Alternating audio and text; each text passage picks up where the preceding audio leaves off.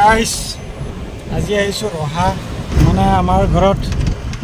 গুৱাহাটীৰ পৰা আলহী আহিছে আলহী কিছুমানক লব আহিছো এয়া ৰহা টাউন যি বজাৰ দিন গতিকে পুৰা মানুহ ভিৰ এটা ভাল কথা আলোচনা কৰো আৰু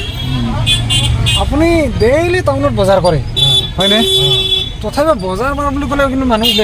বজাৰ বাৰ বুলি ক'লে মানুহ তাতে মানে ব্ৰেইনত সোমাই গ'ল বজাৰ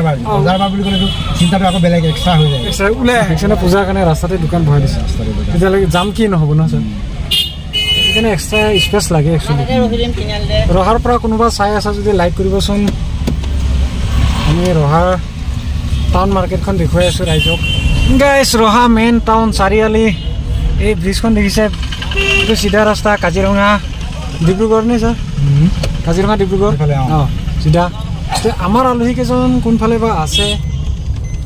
দুৰ্গা পূজাৰ বতৰ চাৰিওফালে কিবা পূজাৰ মণ্ডপে আৰু আমাৰ গাড়ী ফুল হৈ গ'ল আমাৰ আলহী আহি গ'ল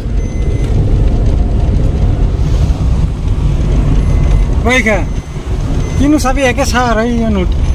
কপিলিখন এই হিমন্ত মামাই যে এদিন এই সৰু কালত মানে ককা দেউতা হাতী নাতি চিনেমা কৰিছিল এইখনে দলং এইখন এইখন নহয় এইখন এইখন আৰু ইফালে সৰু এইখন নতুনকৈ বনালে এইখন অপেনিং কৰোঁতে আমাৰ মামাই হাতীতে আহিছেতো কামপুৰ কপিলি ব্ৰিজ গাইছ এই দুইজনী বান্ধৱীৰ মিলন চাওকচোন এখন কাহিতে পুৰা মাৰি আছে দেখ কৰি কিন্তু আজিহে প্ৰথম দেখা পাইছে দেই আজিহে প্ৰথম লগ পাইছে